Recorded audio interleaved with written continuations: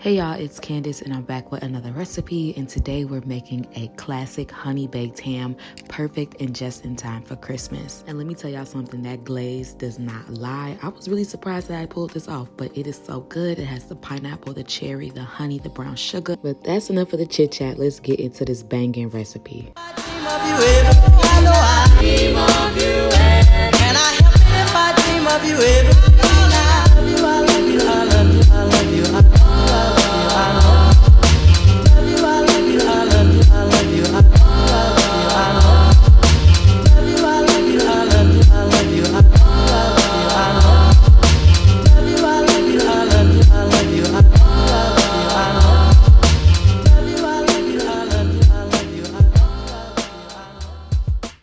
Okay, so here are the ingredients. We have a spiral ham with the bone in, pineapple juice, pineapple chunks and slices, and maraschino cherries. I also have brown sugar. For that nice holiday flavor, I go on with my Hunny Bun spice blend. If you don't have this, just do a little bit of pumpkin spice or just cinnamon and nutmeg, like a pinch of both. But this will be available to order this week.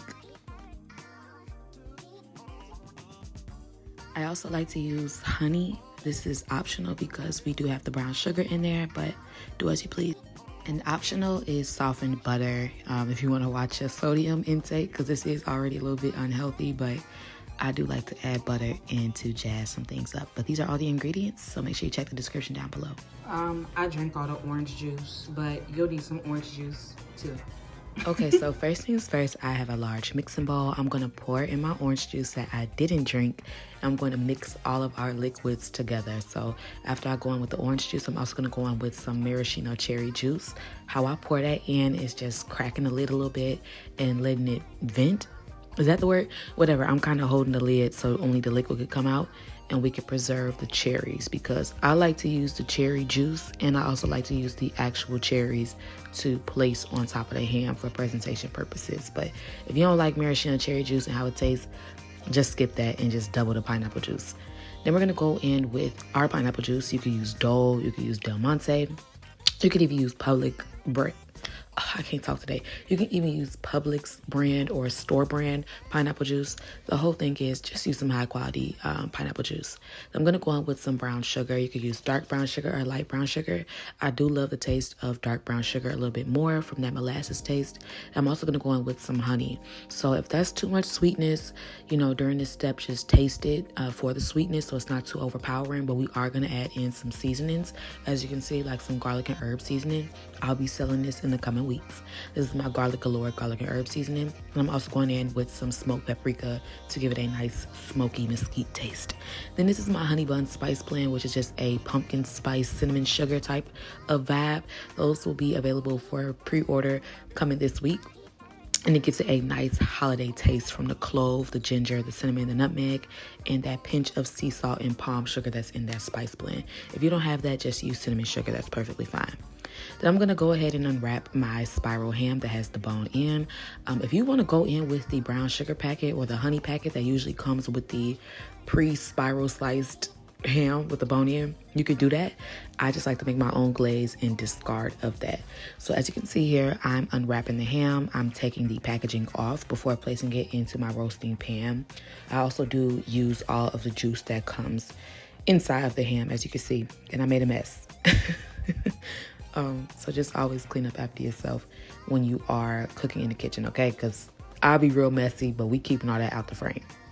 Now you can see I have my pineapple slices, Publix brand, like I said, because Publix be banging, but use whatever store-bought brand or brand name that you want.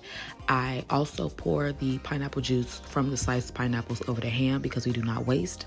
Or you could just put it in a glass, put some ice, and sip on that while you're baking your ham.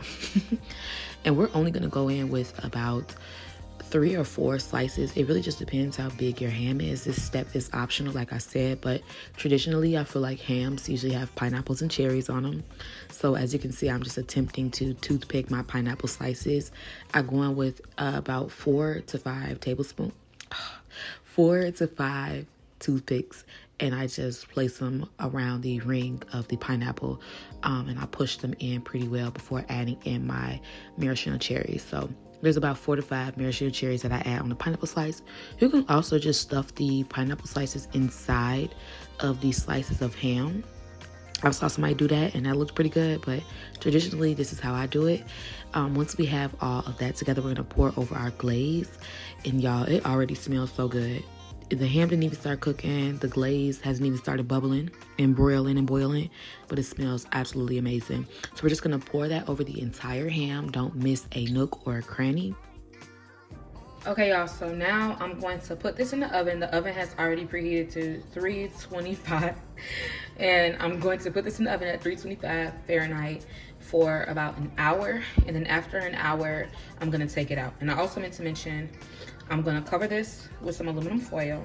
After that hour, we're going to remove all the drippings from the ham, and we're gonna place it in a pot with a little bit of a cornstarch slurry and make the glaze that goes over it and finish baking it. But it already smells so damn good, and I'm ready to eat. Okay, let's get into it. So my oven is preheating to 325 degrees Fahrenheit, and I have my racks adjusted to the lower position, lower middle rack, because we don't want our ham to burn. I'm going to let it roast for an hour, like I said, with the aluminum foil covering it, loosely covering it, for an hour. And then we're going to remove the ham from the oven and remove the ham liquor or the ham drippings that came into the roasting pan after that hour, and create our glaze. Well, the first step of making our glaze. So if you guys could just smell this, like, it already smelled absolutely amazing. And this is my favorite part of the holidays. I love Christmas and Thanksgiving with my ham. I have to have my ham. If I don't have my ham, don't invite me. And it just smelled absolutely amazing. I wish I could just eat it in this step right here. So I'm just going to use a turkey baster or whatever tool that you have. Just be careful with that turkey baster because the gravity will make it shoot out. But I'm using the turkey baster to retrieve the ham liquor or the ham drippings from the pan. And I'm just going to just baste that over the ham just a little bit, not too much, because basting does slow down the cooking process and it does make the skin not as crispy. So just do it like once. We're gonna take some of that ham liquor and pour it in a pitcher or like a bowl, whatever you have that is heat resistant and won't burn your hands. And we're going to work on our cornstarch slurry. I have the measurements on the screen. We're going to take some Argo cornstarch or whatever cornstarch brand you have. I usually use Argo. I'm going to put that in a mixing bowl and mix that together with our ham liquor. You don't have to use the ham drippings or the ham liquor from the roasting pan. You could just mix the cornstarch with some water until there's no lumps and it's just a nice little milky, liquidy looking thing. And I'm going to mix that with the ham drippings that we put in the pitcher or the mixing bowl and pour it back over the ham before we place it in the oven and allow it to cook for about 30 to 45 more minutes.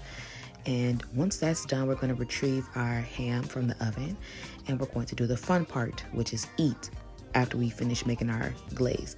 But now our ham is fully cooked. We're on for the easy step, which is going to be thickening our glaze. I just poured the drippings again from the pot into a pitcher and poured it into a saucepan and brought that up to a boil or a simmer until it coated the back of a spoon like that. So hopefully that makes sense. But yeah, after that last 45 minutes, you're going to take that out and put it into a saucepan and just bring it to a boil until it thickens. So you're going to pour it over that ham, and y'all, this looked and smelled and tasted absolutely exquisite. You cannot have the holidays without that honey baked ham. And this was absolutely too easy. We're putting honey glazed ham out of business this year, okay? So if you guys try this recipe and you enjoy it with your family, please make sure to tag me or let me know how you guys liked it.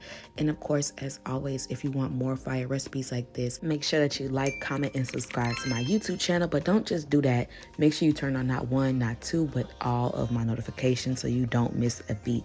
Love y'all and happy holidays.